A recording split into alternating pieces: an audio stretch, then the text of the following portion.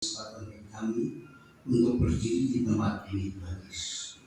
Kami berdiri di tempat ini bukan karena kuatan dari kami Bapa, namun ini semua adalah anugerah dan cinta kasih Tuhan. Sebelum kami menyampaikan sebagian kepada firman Tuhan, tolong tembus dan urapi kami lewat kuasa-Mu Tuhan. Senantiasa kirimkan Tuhan akan hikmat daripada surgawi. Biarlah kami nanti berbicara tidak sesuai kehendak kami Tuhan.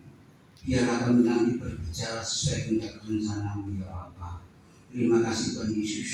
Kami serahkan segala yang ada di tempat ini. Kiranya kuasa Roh Kudus-Mu boleh melingkupi dalam hidup mereka, sehingga boleh mengerti apa rencana-Mu yang kami sampaikan nanti. Hanya di dalam nama Tuhan kami Yesus Kristus, Juru Selamat kami yang hidup, kami serahkan doa dan permohonan kami. Haleluya. Amin. Shalom. Shalom. Selamat pagi, puji Tuhan. Kalau tadi Pak Mandul juga Pak Cik bercerita tentang naik gunung ya Pak Jadi dulu. Saya pernah Pak Cik di Melandran ya, Merapi Bodo, saya pernah ke sana. Di sana tuh ada 5 pos kan ya sana. Ya.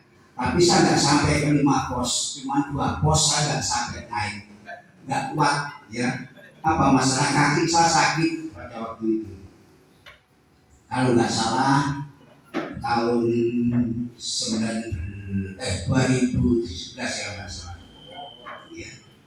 Terus saya pulangnya mampir ke mana tuh saya bingung. Ke utaranya itu yang ada apa bendungannya itu, embungnya. Ya. Di sana saya mampir ke rumah makan itu, saya beli susu kambing tawar kalau nggak salah. Saya mampir di sana. Itu kalau nggak salah tahun 2017 ya, di Melandran, betul. Ya. Batunya saya masih ingat. Mungkin fotonya masih ada. Mungkin fotonya masih ada kalau nggak salah. Lain daripada itu Bapak Ibu, kemarin tanggal 14 Mei kita peringati adalah hari kenaikan Tuhan Yesus. Ya, setelah Tuhan Yesus disalibkan, 3 hari Tuhan Yesus meninggal dan diturunkan, dikuburkan, dan yang ketiga harinya dia bangkit dari kubur. Setelah bangkit dari kubur 40 hari bersama-sama dengan murid, ya, Tuhan Yesus bersama-sama dengan murid selama 40 hari. Dan kemarin tanggal 14 itu diperingati adalah hari kenaikan Tuhan Yesus. Setelah kenaikan Tuhan Yesus, apa yang terjadi? 10 hari kemudian adalah hari pencurahan Roh Kudus atau hari Pentekosta. Tapi saya nggak berbicara soal itu. Ya, saya tidak berbicara soal itu. Nanti kalau berbicara soal itu mulambrang gitu. Ayatnya mulambrang. Karena harus mencapai ke wahyu dan lain sebagainya. Ya, saya nggak akan berbicara ini. Apa yang akan kami bicarakan? Mari kita tengok dahulu dalam Injil Yohanes pasal yang pertama ayat yang 6 dan 9 yang akan kita bicarakan. Coba yang sudah ketemu tolong bacakan Injil Yohanes pasal yang pertama ayat yang 6 sampai ke 9. Yohanes 1 ayat yang ke-6 sampai yang ke-9. Tuhan, datanglah seorang yang diutus Allah namanya Yohanes. Ia datang sebagai saksi untuk memberi kesaksian tentang terang itu, supaya oleh dia semua orang menjadi percaya. Ia bukan terang itu, tetapi ia harus memberi kesaksian tentang terang itu. Terang yang sesungguhnya yang menerangi setiap orang sedang datang ke dalam dunia. Ya. Datanglah seorang yang diutus Allah, namanya Yohanes. Ia datang sebagai saksi untuk memberi kesaksian tentang terang itu, supaya oleh dia orang menjadi percaya. Dianya ini dia kecil artinya Yohanes. Lewat Yohanes orang-orang menjadi apa Bapak Ibu? Percaya. Percaya kepada siapa? Kepada terang yang akan datang itu. Ia bukan terang itu. Yohanes itu bukan terang itu. Tetapi dia harus memberi kesaksian tentang terang itu. Terang yang sesungguhnya yang menerangi tiap orang sedang datang ke dalam dunia. Bapak Ibu, di mana Yohanes ini diizinkan Tuhan untuk menjadi saksi. Tentang kesaksiannya adalah tertuju pada terang yang akan datang. Ternyata Yohanes ini pun sebelum dia menjadi terang, sebelum dia lahir, ya, Yohanes ini Yohanes Pembaptis maksudnya. Dia adalah orang yang pernah dinubuatkan, pernah diramalkan oleh Nabi Yesaya 700 tahun sebelum Kristus lahir. Disaksikan ya bagaimana Bapak Ibu? Coba kita lihat di dalam Yohanes pasal 40, Yesaya pasal 40 ayat yang ketiga. Kita lihat.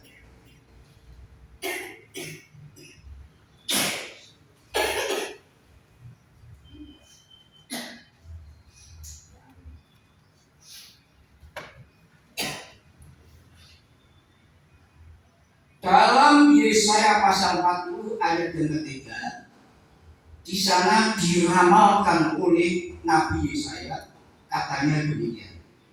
Ada suara yang berseru, persiapkanlah di padang gurun jalan untuk Tuhan. Luruskanlah di padang belantara jalan raya bagi Allah kita. Jadi kelahiran Yohanes ini sudah diramalkan oleh Tuhan di dalam Yesaya pasal yang ke 40 ayat yang ketiga tadi.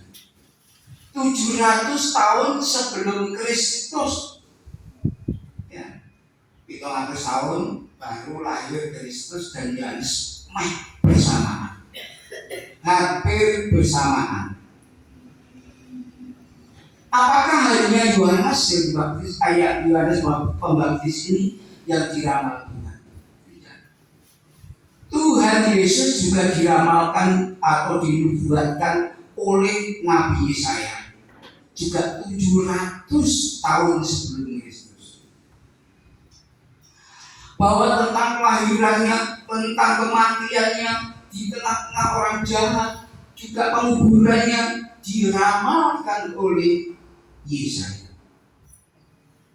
Tapi kita tidak berbicara tentang ayat yang masih tetap di Yesaya.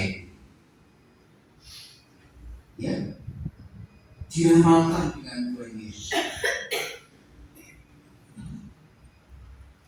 Ramalan daripada Yesaya ini sungguh terjadi.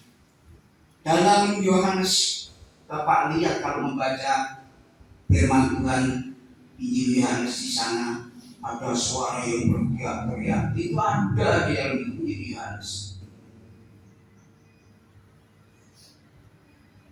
Dia diramalkan. Dan kejadian apa setelah Yohanes ini menjadi saksi untuk Tuhan Yesus? Sejak kelahiran Yohanes ini di dunia ini, mulailah firman Tuhan disorongkan oleh bangsa-bangsa yang tidak senang dengan Tuhan Yesus. Ayatnya di mana Bapak Ibu? Mari kita lihat di dalam Matius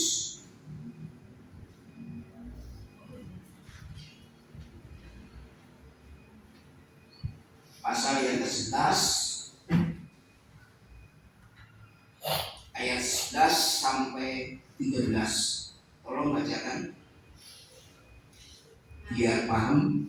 Matius 11 ayat 11 sampai yang berkata kepadamu, sesungguhnya di antara mereka yang dilahirkan oleh perempuan tidak pernah tampil seorang yang lebih besar daripada Yohanes Pembaptis. Namun yang terkecil dalam kerajaan surga lebih besar daripadanya. Sejak tampilnya Yohanes Pembaptis hingga sekarang, kerajaan surga diserong dan orang yang menyerongnya mencoba menguasainya. Sebab semua nabi dan kitab Taurat bernubuat hingga tampilnya Yohanes. Nah, betul kan? Sejak Yohanes ini lahir, kesemuanya itu diserongkan. Artinya serongan bagaimana? Dibelokkan. Firman Tuhan yang sesungguhnya mulai dibelokkan. Dan yang membelokkan itu ingin menguasai firman itu dalam pembelokan.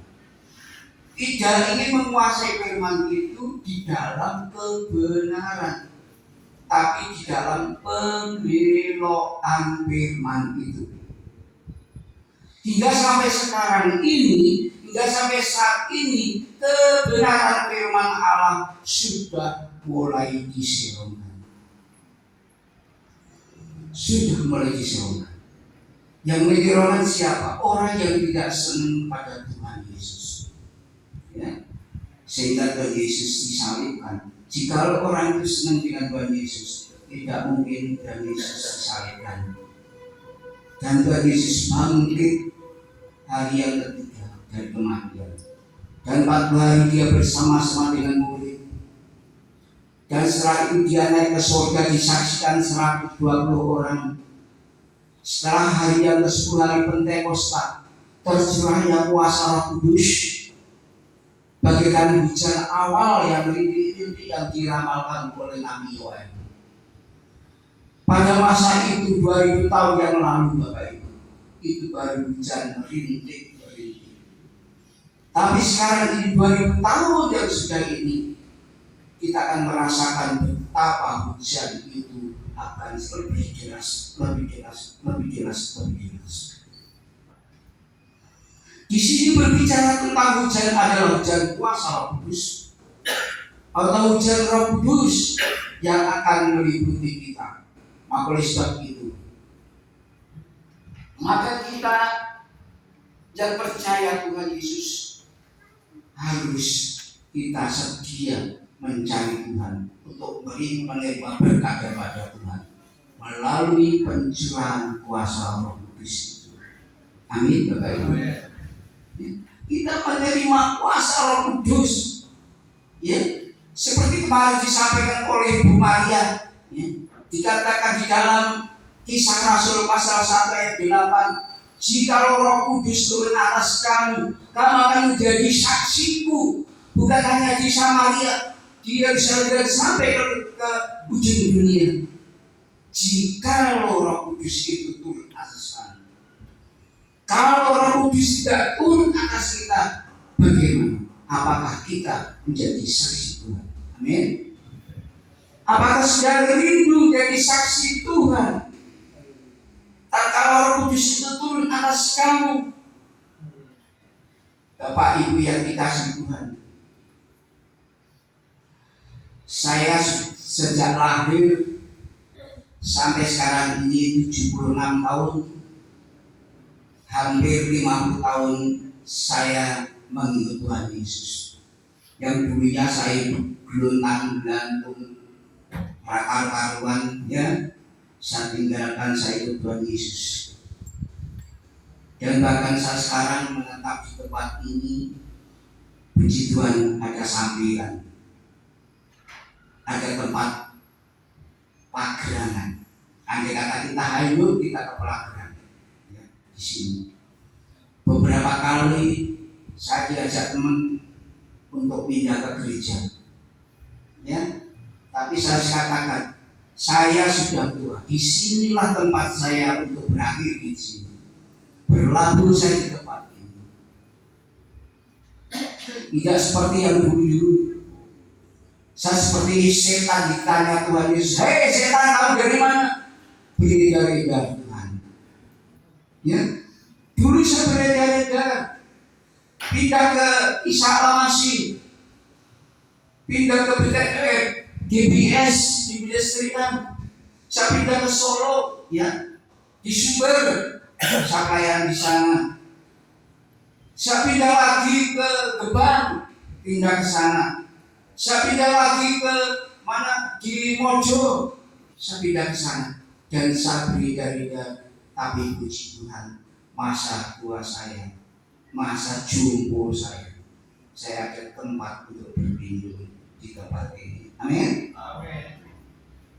Maka kita yang percaya pada Tuhan, inilah kesempatan kita untuk mencari Tuhan. Ya. Selagi Tuhan bisa ditemui, selagi Tuhan masih bisa dijumpai, marilah kita sempatkan waktu untuk mencari Tuhan. Amin. Amin. Di mana ayatnya Bapak Ibu? Di Yesaya kita lihat lagi. Yesaya pasal 55 ayat yang ke-5 sampai ke-7. Coba bacakan lagi biar cocok, ya. Alkitab penjenengan dan Alkitab saya itu podo enggak gesek ora. Kalau Alkitabnya gesek berarti Alkitabnya sudah diserong. Amin. Sudah diserong. Coba bacakan yang bisa ketemu.